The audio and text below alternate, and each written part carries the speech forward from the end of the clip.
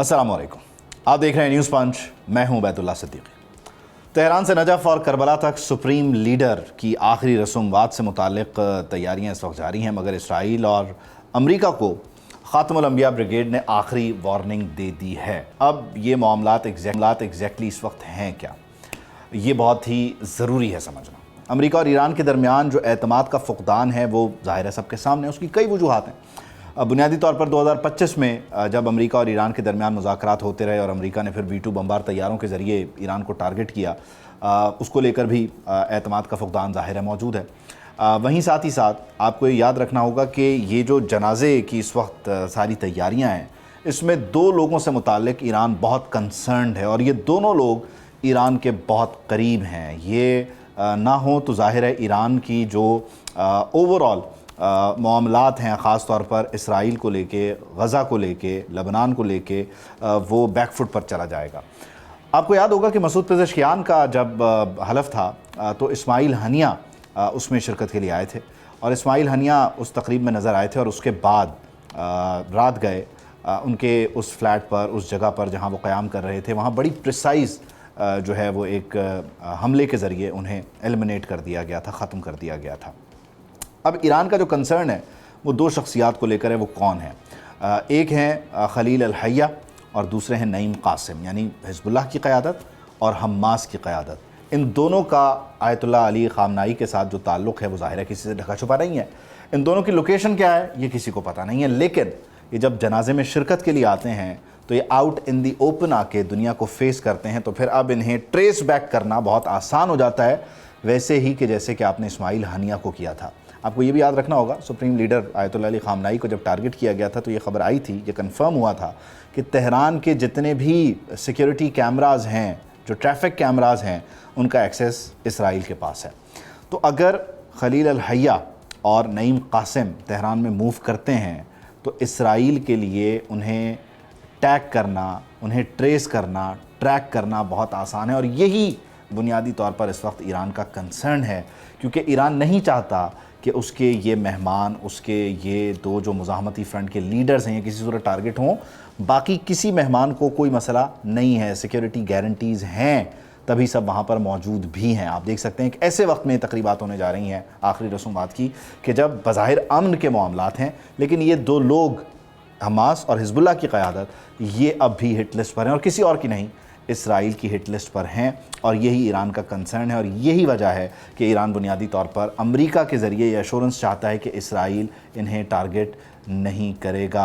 अहमद वाहिदी भी ज़ाहिर है मंजर आम पर आए हैं, ईरान के ख़ातमुल अंबिया ब्रिगेड के जो कमांडर हैं, वो भी एक बहुत बड़ा कंसर्न है, लेकिन उससे कहीं ज़्यादा हमास और हिज़्बुल्लाह की क़यादत ईरान का कंसर्न है और वो चाहते हैं कि आखिरी रसूमात या नमाज जनाजा के दरमियान इसराइल इन्हें किसी सूरत टारगेट ना करे। पाकिस्तान से भी वज़ीर आज़म शहबाज शरीफ और फील्ड मार्शल सैयद आसिम मुनीर तकरीबात में शिरकत कर रहे हैं। एक और दीगर हाई पावर वफ़द है, चेयरमैन सेनेट हैं, दीगर कुछ उलमाए किराम, ये सब तेहरान में मौजूद हैं। तो पाकिस्तान अपने गैर मुतज़लज़ल अज़्म के साथ ईरान के साथ खड़ा हुआ है और वहीं साथ ही साथ जो अमरीका है वो बज़ाहिर ये बताता है कि 60 दिन की जो विंडो है उसमें वो तेल के ज़खायर दुनिया के पूरे करना चाहता है, ताकि उसके बाद वो दोबारा देख सके कि उसके पास कितनी ताकत है। और शायद यही वजह है, यही ज़ोम है जो अमरीका और सऊदी अरब के ताल्लुकात में खलीज पैदा कर रहा है, क्योंकि जो ऑपरेशन फ्रीडम था जिसमें आपना हुर्मुज़ से जहाज़ों को निकालना था, उसके लिए सऊदीया ने अपनी बेसेस वगैरह नहीं दी और पीछे हटा। और यही वजह है कि आपने देखा कि मार्को रूबियो रियाद नहीं गए, यही वजह है कि G7 में आपको मोहम्मद बिन सलमान नज़र नहीं आए। और ये सब कुछ बताता है कि जो मशरिक़ वस्ता का ख़ित्ता है वो अपनी सिक्योरिटी को लेकर बहुत कंसर्न्ड है और वो नए लोगों की तरफ देख रहा है। नई अलाइनमेंट्स यहाँ पर होने जा रही हैं, ये हवाई बात नहीं है, ज़ाहिर है ये बुनियादी तौर पर आइंदा दिनों में होता हुआ नज़र आएगा। और इस सिलसिले की पहली कड़ी पाकिस्तान और सऊदी एग्रीमेंट है वो है। इस सबको इन डिटेल डिस्कस करने जा रहे हैं। हमारे साथ मौजूद हैं air commodore retired Khalid Chishti साहब। खालिद साहब बहुत शुक्रिया, thank you for your time. बुनियादी तौर पर इस वक्त ज़ाहिर है सारी दुनिया की नज़रें तेहरान पर हैं और तेहरान एक ऐसे वक्त में ये आखिरी रसूमात या जनाजे की तकरीब जो है उसका एहतमाम कर रहा है कि जब बज़ाहिर अमन है, दोनों फरीक मेज़ पर मौजूद हैं, ऑल्दो कि कितना एतमाद है कितना नहीं है, लेकिन इस बीच ईरान बार बार अमरीका को या किसी और को मुतनब्बे क्यों कर रहा है, उसका एग्जैक्ट कंसर्न क्या है? क्योंकि पूरी दुनिया से अगर लोग जा रहे हैं तो कोई ना कोई एश्योरेंसेस तो हैं तभी लोग ट्रैवल कर रहे हैं, कोई मास डिस्ट्रक्शन तो वहाँ होने नहीं जा रही। ईरान का बेसिकली इस बीच with in the line concern है क्या, हिजबुल्लाह और हमास की क़यादत कि वो टारगेट ना हो? जी बहुत शुक्रिया सिद्दीकी साहब, आपने इनवाइट किया। जी बिल्कुल क्लैरिटी है, क्योंकि देखिए इस वक्त ईरान को क्लियर है कि उसकी अपनी सेंसिटिविटी या टॉप प्रायोरिटी किस इशू पर है, और वो हिजबुल्लाह है, हमास है और लेबनान की लीडरशिप है। और इजराइल को भी ये पता है कि सबसे ज़्यादा इस वक्त अगर कोई सेंसिटिविटी ईरान की बनती है, और वो है यही जो एलिमेंट्स हैं उसके, जो सबसे ज़्यादा एक और इशू या क्रिटिकल सिचुएशन खुदा ना खास्ता उस वक्त हो सकती है कि अगर उनकी कोई सेफ्टी को, सिक्योरिटी को हो।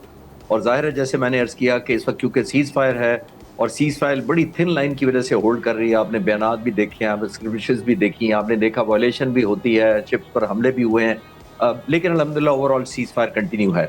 बुनियादी तौर पर इजराइल ये चाहता है, खासतौर नेतन्याहू ये चाहता है कि वो किसी स्टेज पर हिजबुल्लाह को इस तरह का कोई नुकसान पहुंचाए और ऐसी प्रोहिबिटिव कॉस्ट इम्पोज करे, चाहे लेबनान में और पॉसिबली कहीं और भी रस्ते में, ताकि ईरान को इस जंग में दोबारा ड्रैग किया जा सके, ईरान के को गुस्से में दिलाया जाए, इनकी लीडरशिप को एक हर्ट किया जाए जो पहले ही हर्ट है, जिससे उसको बाय प्रोडक्ट के तौर पे फायदा ये लग रहा है कि अमेरिका खुद ब खुद ड्रैग हो जाएगा उनकी पॉइंट ऑफ व्यू से जंग के अंदर और इसराइल की हिमायत में। और वो जो गैप इस वक्त हम सब देख रहे हैं, पूरी दुनिया देख रही है कि नेतन्याहू इस वक्त अकेले खड़े हैं दुनिया के अंदर, कोई उनको मुल्क साथ नहीं दे रहा सिवाय प्रेसिडेंट ट्रंप के, तो वो ब्रिज होने का एक पॉसिबिलिटी ढूंढ रहा है इसराइल इसको। तो आई थिंक उसी की कंटिन्यूएशन कह लें या उसी के खदशे के तहत उन्होंने एक वार्न किया है, क्योंकि वो खतरा महसूस करते हैं कि ईरान को फिर कंपल्सरीली ड्रैग होना पड़ेगा अगर कोई ऐसा मिस एडवेंचर हिजबुल्लाह या हमास लीडरशिप के खिलाफ किया जाता है, जैसे माजी में होता है। हाँ जी, वो इस्माइल हनिया वाला डेफिनेटली अपनी जगह एक प्रेसिडेंट मौजूद है। इसमें ये बताइएगा कि अगर जो इस वक्त माहौल है उसमें ज़ाहिर है इतनी बड़ी तादाद में लोगों का तेहरान की तरफ आना, फिर मशहद में तदफीन, ये 6, 7, 8 रोज़ा जो मामलात हैं, इसमें अगर इस वक्त जो सुप्रीम लीडर हैं मुश्तबा अली ख़ामनाई वो नज़र नहीं आते, तो आप नहीं समझते कि ऑप्टिक्स के पॉइंट ऑफ व्यू से जो इसराइल या अमरीकी सदर बार बार कहते रहे हैं कि वो इस सेहत में नहीं हैं या उनकी हालत अच्छी नहीं है, वो रिकवर कर रहे हैं, ये ऑप्टिक्स के पॉइंट ऑफ व्यू से अमेरिका और इसराइल के बयानिए की जीत होगी या उनका ना आना ही ईरान की हकीकी जीत है क्योंकि वो सेफ रहेंगे? देखिए वैसा मैं as a student of strategy optics को कम जोर दूंगा और उनके रियल सर्वाइवल को ज्यादा फोकस करना चाहूंगा अगर मेरे पास चॉइस हो। ऑप्टिक्स जीतने के चक्कर में या ऑप्टिक्स को डिस्प्ले करने के चक्कर में खुदा न खास्ता नुकसान उठाना कहीं की होशमंदी नहीं है। आपने देखा कि आयतुल्लाह खामनाई किया गया तो कहा गया, ईरानी मीडिया ने और बहुत से चैनल्स ने भी कहा कि उन्होंने चॉइस किया था कि मैंने हाइडिंग में नहीं जाना, मैंने बंकर या सेफ प्लेस पर नहीं जाना। और मैंने 28 फरवरी को ही ये अर्ज किया था कि ये मैं इसको एक दानिशमंदी मिलिट्री स्ट्रैटेजी पॉइंट से नहीं मानता। उसकी वजह यह है कि ईरान के 9 करोड़ लोगों को आयतुल्लाह खामनाई की ज्यादा जरूरत थी, उनको उनकी शहादत की निस्बत। ये मेरा मानना है। मेरा मानना ये था कि उनकी सेफ्टी ज्यादा बड़ा सिंबल ऑफ डिटरेंस होती, क्योंकि उन्होंने ऑलमोस्ट 36 साल से ईरान को लीड किया था। उनका तजर्बा ज्यादा था, उनकी विजन ज्यादा थी, उनकी इंस्पिरेशन ज्यादा थी, उनकी फॉलोअरशिप बहुत ज्यादा थी। तो ईरान को ऑप्टिक्स दिखाने में अपना नुकसान नहीं करना चाहिए, और अगर वो समझते हैं कि उनकी सेफ्टी को मुश्तबा खामनाई की सिक्योर नहीं किया जा सकता, तो फिर ना लाना उनको ज्यादा बेहतर है, क्योंकि डेफिनेटली इजराइल कोई ना कोई मिस एडवेंचर करने की जरूर कोशिश करेगा एक लास्ट ब्लो के तौर पर, कि ईरानियों को इस हद तक गुस्सा दिलाया जाए कि वो दोबारा जंग में एंगेज करें। तो वो एक किस्म का ट्रैप में चले जाएंगे ईरानी, जो इजराइल चाहता है। जी ठीक है। अच्छा, इसमें बुनियादी तौर पे ये भी बताइएगा कि इस सारी सूरत हाल में ठीक है वो ऑप्टिक्स पे फोकस नहीं करते, लेकिन वहीं साथ ही साथ 36 साल क़यादत है, और दूसरी तरफ इस वक्त ईरान जो है वो अगर बाकर कालीबाफ के इंटरव्यू को लेकर ये बात आती है कि जी वो स्टेट टीवी ने वो पूरा इंटरव्यू नशर नहीं किया और वो मसालिहत पसंद, मुफाहमत पसंद लोग और हैं और दूसरी तरफ का नज़रिया और है। आप समझते हैं कि इतनी बड़ी गैदरिंग और वो 36 साल क़यादत का एक इम्पैक्ट वो यहाँ से ऑनवर्ड जब ईरान दोबारा कतर जाकर एंगेज करता है तो उस पूरे मुज़ाकराती अमल को एग्रेसिव बना देगा, क्योंकि ज़रूरी हो जाएगा इस पूरी एक्सरसाइज की वजह से वो वेट भी ऐड ऑन हो रहा है, क्योंकि लाल परचम भी लहरा दिया, वो सारे जो मामलात हैं, नारे हैं, वो भी उसी तरह से सुनाई दे रहे हैं, गूंज रहे हैं। देखिए सिद्दीकी साहब, बुनियादी तौर पर हमें ये नहीं भूलना चाहिए कि जो इस वक्त IRGC के कमांडर हैं या हेड हैं और जो नेशनल सिक्योरिटी के टॉप एडवाइजर हैं, वो दोनों वो शख्सियात हैं जिन्होंने इराक के खिलाफ 8 साल जंग लड़ी थी। ये वो शख्सियात हैं जिन्होंने जब जंग में शमूलियत की तो वो जो सद्दाम हुसैन ने 2 साल के दौरान कब्जा किया हुआ था ईरानी सॉइल पर, उसको वकेट करवा लिया। दैट मीन्स मैं कहना ये चाह रहा हूँ कि उनका 8 साल ना सिर्फ जंग का एक्सपीरियंस है, ऑन टॉप ऑफ आप देखें टॉप दैट तकरीबन 87 लीडर उनके शहीद हुए हैं ईरान के पिछले एक साल के अंदर, 49 इस दफा और 37 पिछली दफा, और 19 न्यूक्लियर साइंटिस्ट भी शहीद हुए। तो इस एलिमेंट ऑफ रिवेंज है, इसमें तो कोई शक नहीं है। और जो एंगर है उसी को तो वो कैपिटलाइज करना चाह रहा है इसराइल, जो मैं पिछले सवाल के जवाब में अर्ज कर रहा था कि ये कौम खासतौर पर ये न्यू फॉर्म लीडरशिप है, इनका बैकग्राउंड मैंने आपको अर्ज किया। ऑन टॉप ऑफ दैट एक एंगर मैन भी है, और तीसरा और मोस्ट इंपॉर्टेंट क्रिटिकलिटी है कि अगर खुदा ना खासा कोई कैजुअलिटी हो जाती है तो फिर ये तफरकात, छोटे मोटे फर्क जो नजर आ रहे हैं, जो मीडिया ज्यादा उछालता है अपने आप को वो सेटिस्फाइड फील करने के लिए, पॉसिबल है कि एक्चुअल भी हों, लेकिन ओवर प्ले उनको किया जाता है ये साबित करने के लिए डिसइंटीग्रेशन है। ये बिल्कुल वैसे ही है, आपको याद होगा कि हमले से पहले जैसे अमेरिकन प्रेसिडेंट ने कहा था कि अब मैंने हमला कर दिया और ईरानी लोग हुकूमत पर टेक ओवर कर लें। मिस कैलकुलेशन होती है। इख्तलाफात होना कोई मैं मायूब नहीं समझ रहा, और ना मेरे लिए हैरान कुन है, क्योंकि IRGC एक इंडिपेंडेंट सेगमेंट है, पॉलिटिकल लीडरशिप का हायरार्की डिफरेंट है, उनके अंदर रेगुलर आर्मी और है, IRGC की फोर्सेस और हैं।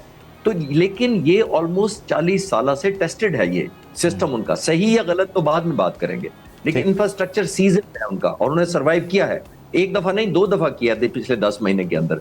तो मेरा नहीं ख्याल कि इतना सीरियस इसको कंसर्न है। ऑप्टिक्स ज्यादा है, प्रोजेक्शन ज्यादा है, और एक परसेप्शन है विल टू फाइट लोगों की खत्म करने की कैंपेन है, मुझे लगता है उसका हिस्सा है। ऑल दो इख्तलाफात होंगे लेकिन ओवर प्ले किया जा रहा है। बहुत शुक्रिया खालिद चिश्ती साहब हमारे साथ मौजूद थे, thank you for joining us. Programme में एक ब्रेक शामिल, बात वापस आएंगे। दरिया कुनहार में वीगो डाला कैसे डूब गया, ये खबर सोशल मीडिया पर ज़ाहिर है वायरल है। उसको रेस्क्यू होते हुए उन लड़कों को देखा सकता है। काले रंग का ये वीगो डाला है और इसमें सवार अफराद वीडियो बनाने के चक्कर में दरियाए कुनहार में उतरे थे।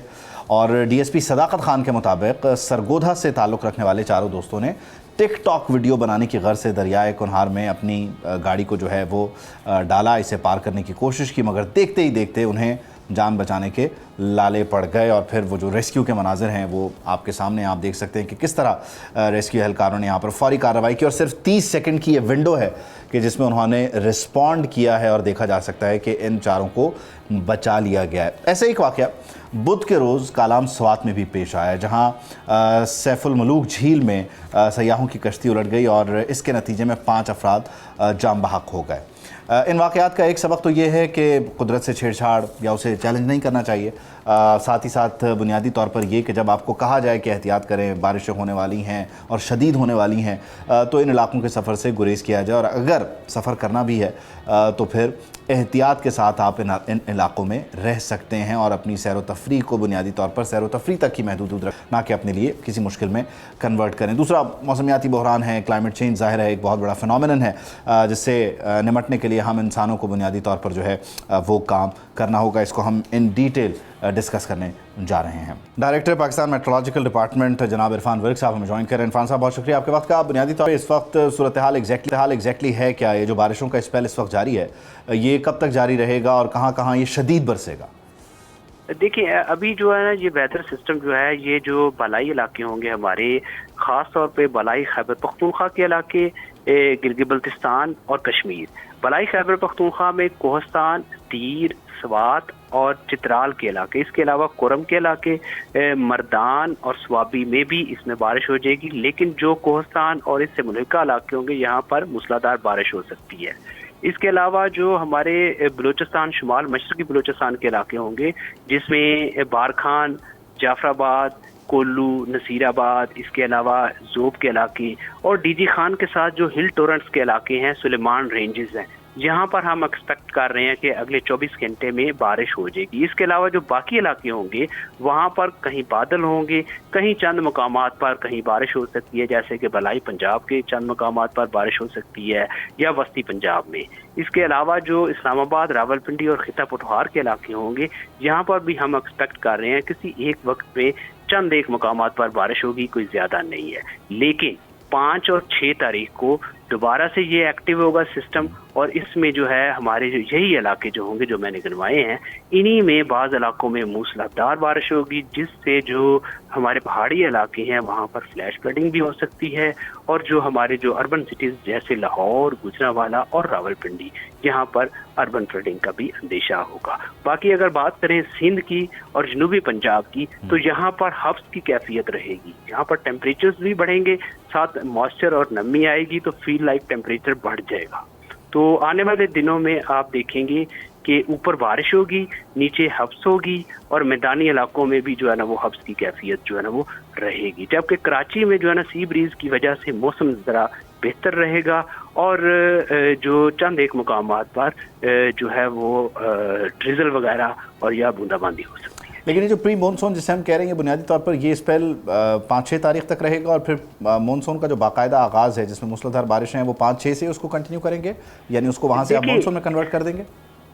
دیکھیں جو مونسون کی بارشیں ہیں، یہ مونسون انٹر ہو چکا ہے پاکستان میں، پاکستان کے بالائی علاقوں میں انٹر ہوا پہلے، تو ابھی جنوبی علاقوں میں نہیں ہوا، تو جنوبی علاقوں میں بھی آنے والے دنوں میں جو ہے نا وہ مونسون انٹر ہو جائے گا، لیکن ابھی جو ہے نا وہ بالائی علاقوں میں داخل ہوا ہے، اور یہ پراپر مونسون کی بارشیں آگے آئیں گی، جو بھی آئیں گی مونسون کی۔ جب یہ ہبس کی کیفیت بڑھ جاتی ہے اور موئسچر آنا شروع ہو جاتا ہے نا بے آف بنگال سے اور عریبین سی سے ہمارے علاقوں میں، تو یہ مونسون کے کرنٹس ہوتے ہیں، یہ مونسون کی ہوائیں ہوتی ہیں، اور مونسون کی یہ ہوائیں جب انٹریکٹ کرتی ہیں ٹھنڈی سرد ہواؤں سے جو کہ مغرب کی طرف سے آتی ہیں، تو ان کی وجہ سے ہمارے علاقوں میں ایسے ہی بارش ہوا کرتی ہے، اور بعض اوقات یہ شدت کے ساتھ ہوتی ہے۔ شدت کے ساتھ اس وقت ہوتی ہے جب ہوا کا کم دباؤ جو ہے بے آف بنگال سے بنے اور ہمارے علاقوں میں آئے، تو ابھی کوئی ایسا ہواؤں کا دباؤ جو ہے وہ بے آف بنگال میں نہیں بنا۔ ٹھیک ہے، اچھا آپ نے کہا کہ بنیادی طور پر موسلادھار بارشیں ہوں گی اور فلیش فلڈنگ کا بھی خطرہ ہے، تو دریاؤں میں طغیانی وغیرہ کے حساب سے اتنی ہی بارش ہے جتنی ہماری کیپیسٹی ہے، یا آپ سمجھتے ہیں کہ جو دریائی بیلٹ پر رائٹ لیفٹ لوگوں نے تعمیرات کی ہوئی ہوتی ہیں وہ اس حد تک متاثر ہونے کا امکان ہے کہ پانی زیادہ ہو جائے گا؟ کیا کیلکولیشن ہے ابھی تک، کیا شدت رہے گی؟ دیکھیں دریاؤں کی اگر بات کریں نا، جیسے دریائے راوی ہے، دریائے سندھ ہے، چناب ہے، ستلج ہے، یا جہلم ہے، تو ابھی دریاؤں میں فلڈ آنے کے چانسز ایسا نہیں ہے۔ بہاؤ میں تھوڑا سا اضافہ ہوگا سندھ میں تربیلا کے مقام پر، کیونکہ سنو میلٹ ہو رہی ہے اوپر، ادروائز سیلاب نیچے آنے کا ابھی کوئی ایسا اندیشہ نہیں ہے۔ تاہم جو پہاڑی علاقے ہیں وہاں پر جب موسلادھار بارش ہوگی تو وہ لوکل جو ندی نالے ہوتے ہیں وہاں پر جو ہے نا وہ فلیش فلڈ آ سکتا ہے، جس طرح کے ہل ٹورنٹس ہیں ڈی جی خان کے۔ ٹھیک ہے، اچھا دوسرا آپ نے جن علاقوں کا کہا کہ یہاں ابھی کچھ دنوں حبس رہے گا اور بنیادی طور پر یہاں اس پہ لانے میں کچھ آپ کہہ لیجیے وقت لگ سکتا ہے، تو کتنا وقت لگے گا اندازاً یہاں پر مونسون کب ایکسپیکٹڈ ہے کراچی یا سندھ اور جنوبی پنجاب؟ یہ انشاءاللہ ہم ایکسپیکٹ کر رہے ہیں کہ ایک ہفتے کے اندر اندر جو ہے نا کافی حد تک جو ہے نا مونسون کی ہوائیں آنا شروع ہو جائیں۔ ٹھیک ہے، اور یہاں پر جب بارشیں ہوں گی تو پچھلے سالوں کی نسبت زیادہ ہوں گی یا کم رہیں گی؟ دیکھیں ہم ایکسپیکٹ یہ کر رہے ہیں کہ اس سال جو مونسون کی بارشیں ہیں وہ قدرے کم ہوں گی میدانی علاقوں میں، جبکہ جو بالائی خیبر پختونخوا، جی بی اور کچھ کشمیر کے علاقے جو ہوں گے یہاں پر جو ہے نا وہ نارمل یا نارمل سے قدرے زیادہ ہوں گی۔ ٹھیک ہے، بہت شکریہ، thank you for your time. D G P D M میں خیبر پختونخوا عارف اللہ آوان صاحب ہمارے ساتھ موجود ہیں۔ آوان صاحب بہت شکریہ، thank you for your time.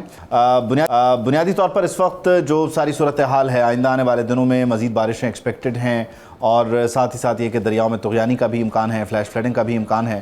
ابھی ہماری بات ہو رہی تھی محکمہ موسمیات سے بھی لوگوں سے، تو آپ کی کیا تیاری ہے ایگزیکٹلی اس وقت؟ آپ کس طرح سے تیار ہیں آئندہ آنے والے دنوں کے لیے؟ جی بہت شکریہ۔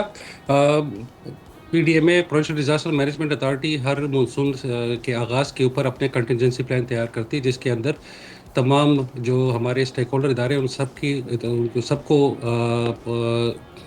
ذمہ داریاں تفویض کی جاتی ہیں۔ اسی سلسلے میں ہمارا کنٹینجنسی پلان تیار ہے۔ اس کے خدوخال یہ ہیں کہ سب سے پہلے تو ہم نے جتنے بھی ڈسٹرکٹس ہیں، ہم نے 18 ڈسٹرکٹس کو اس سال میں جو ولنریبل ڈسٹرکٹس ڈکلیئر کیے، جہاں سے ہمیں خدشہ ہے کہ وہاں پہ کوئی ایسی کوئی موسمیاتی کوئی بھی ایکٹیویٹی وہاں پہ ہو سکتی ہے، تو ان ڈسٹرکٹس کو الگ کر کے پھر اس کے علاوہ پھر ان تمام ڈسٹرکٹس میں، تمام صوبے کے جتنے بھی ڈسٹرکٹ ان سب میں ہم نے ٹینٹس، وہاں پہ جتنے بھی نان فوڈ آئٹمس ہیں وہ بھی ہم نے پرووائڈ کر دیے۔ اس کے بعد نیکسٹ ہم نے اسٹیج آ جاتے ہیں، اس پہ ہم نے ان سب کو فنڈز بھی مہیا کر دیے ہر ڈسٹرکٹ کے پاس، تاکہ خدا نخواستہ اگر کوئی ایسی ایونچوئلٹی ہو تو اس کے پاس ان کے پاس پیسے موجود ہوں اور کوئی ایسا وہ فوری طور پہ لوگوں کی امداد کے لیے پہنچ سکے۔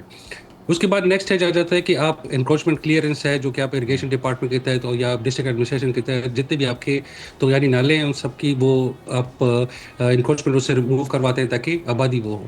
پھر اس کے بعد جو سب سے بڑا کمپوننٹ ہے اور اس سال ہم نے اس پہ بڑا فوکس کیا وہ یہ ہے کہ جی ہمارے جتنے بھی عوام ہیں ان کے بھی اس میں رسپانس شامل ہو تاکہ ان کو بر وقت ایک تو اطلاع مل سکے, اور پھر اس میں جہاں پہ کہیں بھی پاسبل ہو ان کے اندر ایک ولیج ڈیولپمنٹ کمیٹیز ہم نے بنائی ہے تاکہ وہ لوگوں کو بر وقت اطلاعات بھی پہنچا سکیں اور ان کو اس بات کی بھی انفارمیشن ٹائم پہ دے سکیں کہ ان کا سیف ایویکویشن پوائنٹ یا محفوظ مقامات تک ان کی رسائی کو بھی وہ ممکن بنا سکتے ہیں. ٹھیک ہے.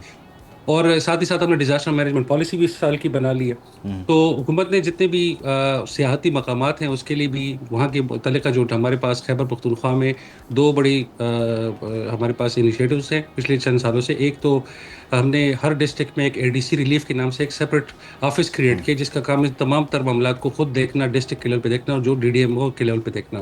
اور دوسرا جہاں پہ سیاحتی علاقے ہیں وہاں پہ ایک ڈیولپمنٹ اتھارٹیز ہے, جیسے اپر سوات ڈیولپمنٹ اتھارٹی ہے, کاغان ڈیولپمنٹ اتھارٹی ہے, اسی طرح اپر سوات ڈیولپمنٹ اتھارٹی, پھر ہمارے پاس گلیات ڈیولپمنٹ اتھارٹی کے علاوہ باقی علاقوں میں بھی اس طرح کی وہاں پر ڈیولپمنٹ اتھارٹیز ہیں جن کا 18 ڈسٹرکٹس آپ بتا رہے ہیں, ان 18 ڈسٹرکٹس میں سے سب سے زیادہ متاثر ہونے کا کس کا خطرہ ہے اور یہاں پر کتنے ٹینٹ پہنچائے گئے ہیں, اور اگر آپ دیکھنے والوں کو یہ بتا سکیں کہ یہاں پر انہوں نے احتیاط کیا کرنی ہے. ہم نے جی ان کے SOPs تو ہم ان کو جاری کر دیتے ہیں. ٹینٹس ان کی آبادی کے تناسب سے ہم سب ڈسٹرکٹس کو بھیج دیتے ہیں. ہم نے تقریباً 30,000 سے زائد ٹینٹس ہمارے پاس موجود ہیں, اور اس کے علاوہ باقی جو نا ہمارے ڈسٹرکٹس کے اندر موجود ہیں. تقریباً ہماری کیپیسٹی 50 سے 60,000 ٹینٹس کی ہے. تو ان کے ساتھ ان کے باقی جو نان فوڈ آئٹمز ہوتے ہیں جس میں آپ کا وہ ہوتا ہے میٹریسز ہوتے ہیں یا پھر آپ کے پاس کچن سیٹس ہیں, تو وہ ہم نے پہنچا دیے ان ڈسٹرکٹس کے اوپر. آپ نے انفورسمنٹ کا ایک بہت اہم نقطہ اٹھایا. انفورسمنٹ کو لے کر ہمیشہ بات ہوتی رہی ہے کہ بنیادی طور پر دریائی بیلٹ پہ جو لوگ موجود ہوتے ہیں یا وہ لوگ جو سیاحتی مقامات پر بنیادی طور پہ گزرتے ہوئے پانی کے بیچ میں چارپائی رکھ دیتے ہیں, وہاں پر چائے کا کوئی اسٹال ہوتا ہے, وہاں پر پکوڑے والے بیٹھ جاتے ہیں, ان کو وہ ایسی کتنی جگہ ہیں جن کو مارک کر کے آپ نے کلیئر کروانا مناسب سمجھا ہو, یا آپ نے مختلف اداروں کے ساتھ کوآرڈینیٹ کر کے یہ میک شور کیا ہو کہ یہاں پر یہ انفورسمنٹ کے ذریعے اس کو کلیئر کیا جائے کیونکہ یہ خطرہ ہے؟ جی ہمارے پاس اس طرح کے علاقے آپ کے پہاڑی علاقے جتنے بھی ہزارہ ڈویژن اور مالاکنڈ ڈویژن کے اندر یہ موجود ہیں, اور اس میں سے باقاعدہ چیف سیکرٹری صاحب ہر پیر کے دن ہم تمام ڈپارٹمنٹ بلاتے ہیں. مثال کے طور پہ میں آپ کو کہہ دیتا ہوں کہ جہاں تک ان انفورسمنٹ کے ڈپارٹمنٹس ہیں, سب سے پہلے تو آپ کا ضلعی انتظامیہ آ جاتی ہے. دوسرا پھر ادارہ آ جاتا ہے آپ کا اریگیشن ڈپارٹمنٹ جو اپنے اریگیشن کے واٹر ویز کو اور رائٹ آف واٹر کو ڈکلیئر کرتے ہیں. تیسرا پھر آپ کے جو اربن یا سیمی اربن علاقے ہیں اس کے اندر پھر آپ کا لوکل گورنمنٹ ڈپارٹمنٹ ہے. PDMA ان تمام میں ایک کوآرڈینیٹر کا رول ادا کرتا ہے, کیونکہ PDMA خود فیلڈ میں موجود ہونے کے بجائے وہ ریلیف اور ان چیزوں کے اوپر فوکس کرتے ہیں, اور ان ڈپارٹمنٹس کو 2 کام کرتے ہیں. ایک تو بر وقت ان کو ایک ویدر الرٹ جاری کرتا ہے. آپ نے دیکھے ہوں گے PDMA کے فارمیٹ کے ویدر الرٹس, اس میں ان کو دکھایا جاتا ہے کہ فلانے اضلاع میں آج بارش کا امکان ہے, جس میں سے احتیاطی تدابیر بھی اس کے اندر شامل ہوتی ہیں. آپ نے اس کی انسٹرکشنز کے ساتھ دیکھی ہوتی ہیں. اور اس کے ساتھ پھر ڈپارٹمنٹ سے بنیادی طور پہ ہر دوسرے تیسرے دن ہر ڈپارٹمنٹ سے اس کی پروگرس پوچھی جاتی ہے کہ آپ کے پاس اتنے برساتی نالے ہیں, آپ کے ایریا میں اتنے بڑے مین نالے, پشاور میں کے اندر نالا بڈنی ہے, تو مردان کے اندر آپ کے پاس کلپانی ریور ہے, تو اس طرح نوشہرہ میں کابل ریور کا ایک وہ آ جاتا ہے. اسی طرح شاہزادہ میں اکثر جندی ریور میں آپ کے پاس یہ پانی آ جاتا ہے. اگر آپ سوات میں دیکھیں تو سوات میں اور مالاکنڈ اوورال دریائے پنچکوڑا اور دریائے سوات کی طرف سے کافی زیادہ ایشوز ہوتے ہیں. تو ہم تمام ڈسٹرکٹس نے اپنے اپنے لیول پہ اس پہ کام کیے ہوتے ہیں. تو اسی طرح ابھی تک جو کام ہوا ہے وہ بنیادی طور پر انفورسمنٹ ایٹ لارج, آپ نے اس کے کمپلائنس کیا ہے؟ آپ کیونکہ کوآرڈینیشن کا کام کریں تو کمپلائنس ہو چکی ہے, ہر جگہ سے اوکے کی رپورٹ آئی ہے؟ جی کافی حد تک اس کی کمپلائنس ہو چکی ہے, جس میں local government department, irrigation department اور ڈسٹرکٹ ایڈمنسٹریشن تینوں ڈپارٹمنٹ نے کافی اچھا کام کیا. اور اس کی اونرشپ PDMA سے لیول سے اوپر صوبائی حکومت بھی اس کی بڑی اونرشپ لے رہی ہے. جو PDMA ایک ادارے کے طور پہ کوآرڈینیشن کا رول کرتا ہے, لیکن جہاں کہیں بھی کوئی کمی کوتاہی نظر آتی ہے تو صوبائی اچھا, اس میں ایٹ لاسٹ مجھے یہ بتائیے گا اعوان صاحب, بنیادی طور پہ اگر شدید بارشیں ہوتی ہیں, طغیانی رہتی ہے, فلیش فلڈنگ ہوتی ہے, کچھ لوگوں کے متاثر ہونے کا, نقل مکانی کا امکان ہے, آپ کے اندازے کے مطابق, ابھی تک کے ڈیٹا کے مطابق کتنے لوگ ہو سکتے ہیں, کہاں کہاں ہو سکتے ہیں, اور اس کے لیے آپ تیار ہیں؟ دیکھیں جی, اس کے سلسلے میں تو ہم سب کی اللہ تعالیٰ سے دعا ہے کہ کوئی ایسی ایونچولیٹی نہ آئے. اس کے باوجود لیکن ہم تیاری اپنی پوری رکھتے ہیں. تو ہم نے پورے صوبے میں 180 محفوظ مقامات ایسے ڈکلیئر کیے جہاں پہ اگر خدا نخواستہ کوئی اننڈیشن ہو جائے, مثال کے طور پہ کچھ سیلابی نشیبی علاقوں میں آ جائیں, تو ان کے لیے ہم نے سیف ایویکویشن پوائنٹ بنا دیے ہیں. ساتھ ہی ساتھ میں اس پوائنٹ کو ڈکلیئر کرنے کا مقصد ہوتا ہے کہ وہ ہیلتھ ڈپارٹمنٹ اور باقی جو ڈپارٹمنٹس جنہوں نے وہاں پہ کیمپ لگانے کے ساتھ انہوں نے اپنی ایگزیکٹو فیسلٹیز دینی ہے, وہ بھی ہم نے پرووائڈ کر دی ہیں. ہمارا جو کنٹینجنسی پلان ہے وہ ہم آپ کے ساتھ ایک کاپی بھی شیئر کر لیتے ہیں, اور ہم یہ چاہتے ہیں کہ جتنے بھی رضاکار ہمارے ساتھ پی ڈی ایم اے کے ساتھ اس مونسون کا یہ 2 مہینے کا سیزن ہے اس میں ہمارے ساتھ کام کرنا چاہتے ہیں, تو ہم نے ولیج ڈیولپمنٹ ولیج کمیٹی کا جو ہے ایک اوپر. ٹھیک ہے, بہت شکریہ, تھینک یو عارف الاعوان صاحب, بہت شکریہ آپ کے وقت کا. شامل کرتے ہیں بریک کے بعد آپ سے. Welcome back. ناظرین, جین زی نے اب اسٹاک مارکیٹ کا رخ کر لیا. دنیا بھر اور پاکستان کے حالیہ مالیاتی ڈیٹا کے مطابق اسٹاک مارکیٹ میں سرمایہ کاری شروع کرنے کی شاہ جین زی یعنی کہ نوجوانوں میں اس وقت سب سے زیادہ ہے. میڈیا رپورٹس کے مطابق پاکستان اسٹاک ایکسچینج میں نوجوان سرمایہ کاروں کی دلچسپی میں نمایاں اضافہ ہوا ہے. گزشتہ مالی سال اگست سے مئی تک 1,80,148 نئے ریٹیل سرمایہ کار پاکستان اسٹاک ایکسچینج میں رجسٹر ہوئے, جن میں 18 سے 30 سال کے نوجوان سرمایہ کاروں کی تعداد 74,629 رہی, جو کل رجسٹریشن کا 41% ہے. پاکستان اسٹاک ایکسچینج میں ماہانہ اوسطاً 15,000 نئے اکاؤنٹس کا اضافہ ہو رہا ہے, جن میں تقریباً 40% نوجوان سرمایہ کار شامل ہیں. لیکن مارکیٹ میں پہلے سے موجود کل سرمایہ کا سب سے بڑا حصہ اب بھی پرانے کھلاڑی یا آپ کہہ لیجئے بوڑھے لوگوں یعنی بیبی بومرز کے پاس ہی ہے. ورلڈ اکنامک فورم کی عالمی ریٹیل انویسٹرز رپورٹ 2025 کے مطابق 30% نوجوانوں نے یونیورسٹی یا اوائل نوجوانی میں ہی انویسٹمنٹ شروع کر دی ہے, جبکہ اس کے مقابلے میں ماضی میں صرف اور صرف 6% بوڑھے لوگوں نے اس عمر میں انویسٹمنٹ شروع کی تھی, جو آج کے بوڑھے ہیں بنیادی طور پہ. ڈیٹا کے مطابق گزشتہ 3 سال میں پاکستان اسٹاک مارکیٹ نے ڈالر کی بنیاد پر 66% سالانہ منافع دیا ہے, جو خطے میں سب سے زیادہ ہے. حکومت کی معاشی اصلاحات اور IMF پروگرام کے باعث میکرو اکنامک استحکام نے اسٹاک مارکیٹ کی کارکردگی کو مضبوط بنایا, جس نے نوجوانوں کو اس طرف مائل کیا ہے. اب بڑھتی سرمایہ کاری, نوجوانوں کی بھرپور شرکت اور مضبوط معاشی اعشاریہ پاکستان کی کیپٹل مارکیٹ کے روشن مستقبل کی عکاسی کرتے ہیں. اس کا سب سے بڑا جو پلس پوائنٹ ہے وہ بنیادی طور پر یہ ہے کہ یہاں آپ کی جو انویسٹمنٹ ہے وہ آپ ٹریس کر سکتے ہیں, اسے ٹریک ہیں, لائیو ڈیٹا ہے. سیکنڈلی, بلیک اور وائٹ کی جو مارکیٹ ہے اس میں بہت بڑا فرق ہے. یہ ٹوٹل ڈاکیومنٹڈ اکانومی ہے, ٹوٹل وائٹ مارکیٹ ہے کہ جہاں پر آپ اپنے پیسے کو انویسٹ کرتے ہوئے گھبراتے نہیں ہیں, جبکہ کہیں بھی اور کسی بھی کلاؤڈ, کسی بھی ببل میں آپ ہمیشہ سوالات کی زد میں رہتے ہیں. سب کو ہم ان ڈیٹیل ڈسکس کریں گے. اسٹاک ایکسپرٹ عبدالرحمان نجم صاحب ہمیں جوائن کریں. بہت شکریہ عبدالرحمان نجم صاحب, thank you for your time. اچھا عبدالرحمان نجم صاحب, بنیادی طور پہ ظاہر ہے کہ یہ مارکیٹ ڈیفینیٹلی آج کی نہیں ہے, نئی نہیں ہے, اچانک سے نمودار نہیں ہوئی اور اچانک سے جین زی یا نئے جو لڑکے ہیں لڑکیاں ہیں وہ اس طرف نہیں آ رہے, یہ ایگزسٹ کر رہی تھی. لیکن آپ کیا سمجھتے ہیں بنیادی طور پر کیا فیکٹر ہے جو 20 سال کے لڑکے کو, 22 سال کے لڑکے لڑکی کو جو یونیورسٹی میں ہے اسے اس طرف راغب کر رہا ہے؟ اس کا بہت ہی پیور ہونا, انتہائی وائٹ ہونا, ٹریسیبل ہونا. بسم اللہ الرحمن الرحیم. تھینک یو سو مچ عبید صاحب پھر سے مدعو کرنے کے لیے. آئی تھنک اس کے نا 3-4 فیکٹرز ہیں, اور وہ سب وہ جب جیسے کہتے ہیں نا جب 3-4 اچھی چیزیں ساری مل کے ہوتی ہیں تو پھر اس کا امپیکٹ ایک دم سے نظر آتا ہے. تو ایک تو سب سے امپورٹنٹ چیز ہے کہ نا اکاؤنٹ اوپننگ جو ہے نا بہت زیادہ ایزی ہو گئی ہے. پہلے یہ بہت زیادہ کمبرسم ہوتی تھی, آپ کو بہت زیادہ ڈاکیومنٹس دینے پڑتے تھے, بٹ اب ایک آسان اکاؤنٹ بھی نکالا ہے PSX نے پچھلے آج سے تقریباً 2-3 سال پہلے, اور پھر ایک اکاؤنٹ کھولنے کا جو طریقہ تھا آسان کنیکٹ, اس کو انٹروڈیوس کروایا ہے پچھلے کچھ مہینوں میں, جس سے یہ جو ہم 20-20 ہزار 25-25 ہزار نیو اکاؤنٹ کھل رہے ہیں اس کا امپیکٹ دیکھ رہے ہیں.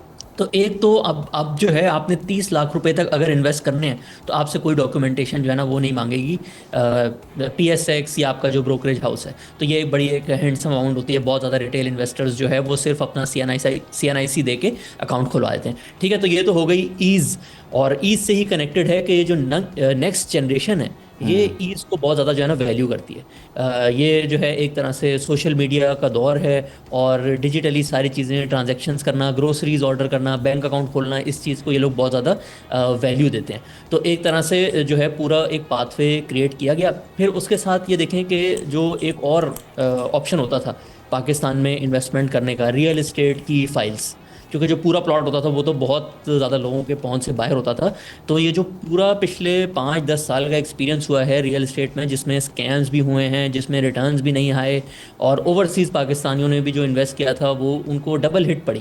پلاٹ کی قیمت بھی کم ہو گئی, ڈی ویلیوشن بھی ہو گئی, تو ایک وہ جو کمپیٹنگ ایسٹ کلاس تھی اس تک جو ہے جتنی انویسٹمنٹ ریکوائرڈ ہوتی ہے وہ اسٹاک مارکیٹ کے مقابلے میں بہت زیادہ ہوتی ہے. تو اس وجہ سے اور جو ہم نے پھر ریٹرنز دیکھے, اس ایسٹ کلاس نے جو کمپیٹیٹر تھا اس نے اتنے اچھے ریٹرن نہیں بھی دیے, اور جو اسٹاک مارکیٹ نے ریٹرن دیے ہیں پچھلے 4-5 سال وہ بہت اچھے ہیں, ایون ڈالر ٹرمز میں بھی. تو سارے انویسٹرز جو ہیں اوورسیز بھی ہیں, پاکستانی بھی ہیں, ان کا جو ایک طرح سے ٹرسٹ ہے اس میں بڑھتا جا رہا ہے. ٹرانسپیرنسی بھی ہے ریئل اسٹیٹ میں نا, ایک یہ بھی بڑا پرابلم ہوتا ہے پاکستان میں, آپ کو کبھی نہیں پتہ ہوتا کہ آپ اگر کوئی چیز لیٹ سے 50 لاکھ روپے کی خرید رہے ہیں تو ایکچوئل میں بائر کو کتنے پیسے مل رہے ہیں.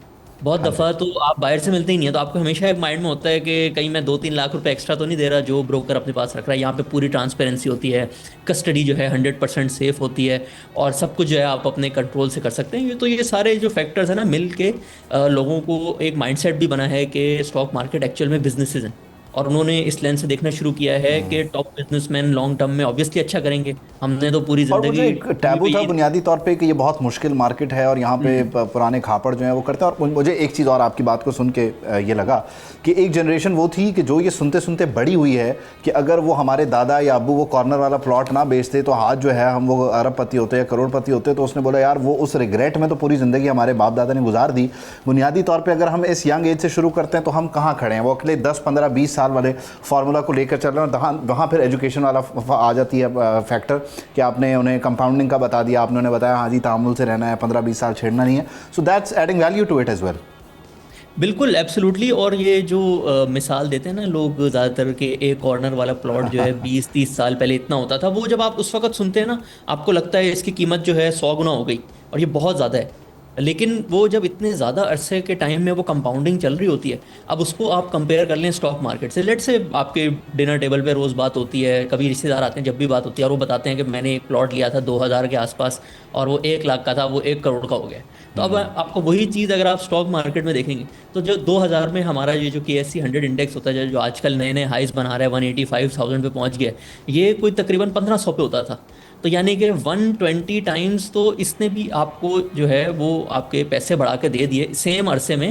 حالانکہ پلاٹ کی جو مثال دی جاتی ہے وہ اپنی مرضی کی چن کے جدھر سب سے زیادہ ریٹرن آئے ہوتے ہیں, کارنر کا پلاٹ بھی مل جاتا ہے, اور جو ہے پوری مارکیٹ جو ہے وہ اوور آل اس طرح گرو نہیں کرے. یعنی کہ ساری ایگزامپلس میں سے ڈھونڈ کے ایک چن کے مثال نکالی, اور یہاں جو ایگزامپل میں آپ کو بتا رہا ہوں وہ ہے کہ ہر کوئی آسانی سے ریپلیکیٹ کر سکتا ہے.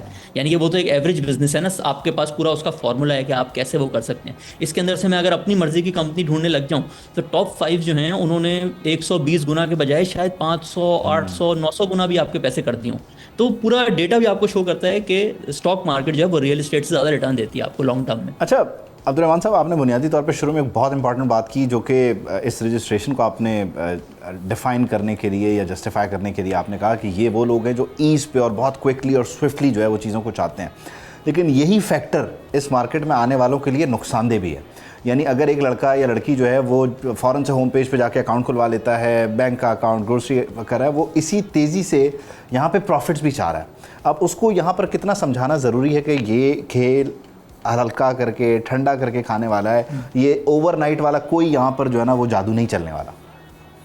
اس کے اندر اگین جب کوئی بھی زیادہ لوگ نئے آ رہے ہوتے ہیں تو اس فیلڈ کے اندر جو اسٹیبلش لوگ ہوتے ہیں ان کی بھی ایک ذمہ داری ہوتی ہے کہ وہ ان کو نا صحیح سے گائیڈ کریں. تو میں سب کو نا 2 چیزیں بتاتا ہوں, صرف 2 چیزیں ہیں جو اگر آپ نے لیٹ سے کوئی آپ کو بتاتا بھی ہے نا کہ میں نے پہلے ایک دفعہ ٹرائی کیا تھا اسٹاک مارکیٹ اور میرا ایکسپیرینس اچھا نہیں رہا, تو آپ اس سے نا یہ 2 سوال پوچھیے گا, اس نے نا ان دونوں غلطیوں میں سے ایک کی ہوگی جس کی وجہ سے جو ہے نا اس کا ایکسپیرینس اچھا نہیں رہا. کیونکہ آپ خود دیکھیں نا لانگ ٹرم میں تو آپ کو نمبر شو کر رہے ہیں, انڈیکس جس کے اندر کوئی ایک پرٹیکولر کمپنی بھی نہیں ہے, سب کمپنیز کا تھوڑا تھوڑا حصہ ہوتا ہے, وہ آپ کو شو کر رہا ہے کہ لانگ ٹرم میں بہت اچھے ریٹرنس ہیں. تو ایک سب سے بڑی غلطی ہوتی ہے کہ نا کیونکہ آپ جب اکاؤنٹ کھولتے ہیں نا اور لیٹ سے آپ کے پاس ابھی 5 لاکھ روپے کی انویسٹمنٹ ہے, لیکن آپ کی کوشش ہوتی ہے کہ میں نا اس 5 لاکھ کو نا جلدی سے جلدی بڑھانے کی کوشش کروں. ٹھیک ہے, تو آپ کیا کرتے ہیں 5 لاکھ کے ساتھ 10 لاکھ 12 لاکھ کا نا قرضہ بھی لے لیتے ہیں. یہ آپ کو اپنے بروکر سے مل جاتا ہے. اس کو ٹیکنیکل ٹرم کہتے ہیں لیوریج ٹریڈنگ, کہ میرے پاس خود کے 5 لاکھ ہیں لیکن میں نے 15 لاکھ بورو کر کے 20 لاکھ جو ہے اسٹاک مارکیٹ میں لگا دیے. اب کوئی بھی اگر شوق آئے گی نا, جیسے یہ جنگ آئی تھی, تو ایک دم سے وہ جو مارکیٹ اگر 10-15% نیچے آئے گی نا تو آپ کے جو پیسے ہیں نا وہ پورے ختم ہو جاتے ہیں, کیونکہ قرضہ تو آپ نے پورا واپس کرنا ہی کرنا ہے. تو آپ نے لیٹ سے وہ جو 20 لاکھ روپے کی انویسٹمنٹ کی تھی وہ اگر 15 لاکھ پہ آ گئی تو آپ نے جو اپنے بروکریج ہاؤس سے قرضہ لیا وہ کہے گا بھائی میرے تو 15 لاکھ واپس کرو, آپ کے 5 لاکھ جو ہے نا وہ زیرو ہو گئے ہیں. تو بہت زیادہ لوگوں نے یہ کیا ہوتا ہے لیوریج ٹریڈنگ. اس کو ہمیشہ اوائڈ کرنا چاہیے. اور دوسری چیز جو لوگوں نے غلطی کی ہوتی ہے نا کہ آپ کے پاس ایک پورا بنا بنایا فارمولا ہے, اسٹیبلشڈ کمپنیز ہیں, آپ کو سب میں تھوڑی تھوڑی انویسٹمنٹ کرنی چاہیے. اس کی جگہ لوگ کیا کرتے ہیں, اناؤنسمنٹس والی کمپنی میں چلے جاتے ہیں, وہ جن کے شیئر پچھلے 2-3 ہفتوں میں بڑھ رہے ہوتے ہیں, واٹس ایپ پہ میسیجز آ رہے ہوتے ہیں, تو وہ اپنا ڈسپلن چھوڑ کے ایسی کمپنی میں لگا دیتے ہیں جس کا نہ کوئی ٹریک ریکارڈ ہوتا ہے, اور سارے اپنے ایگز جو ہوتے ہیں نا ایک باسکٹ میں ایک جگہ. ایک تو پورٹ فولیو کو جو ہے ورسٹائل رکھیں اور بنیادی طور پہ جو ہے وہ اپنے آپ کو ایجوکیٹڈ رکھیں. اور سب سے اہم چیز یہ کہ اسٹاکس میں اگر آپ نے رہنا ہے تو آپ کنیکٹڈ رہیں معاملات سے, حالات سے, تب آپ کو پتہ چلے گا کہ کیا ہو رہا ہے, کس طرف حالات جا رہے ہیں, اور آپ پھر وہاں سے ڈیسائیڈ کر سکتے ہیں آپ نے کیا کرنا ہے. بہت شکریہ عبد الرحمان, تھینک یو فار جوائننگ اس. سے مجھے اجازت دیجیے, آپ سے ملاقات ہوگی انشاءاللہ پیر کے روز. اللہ حافظ.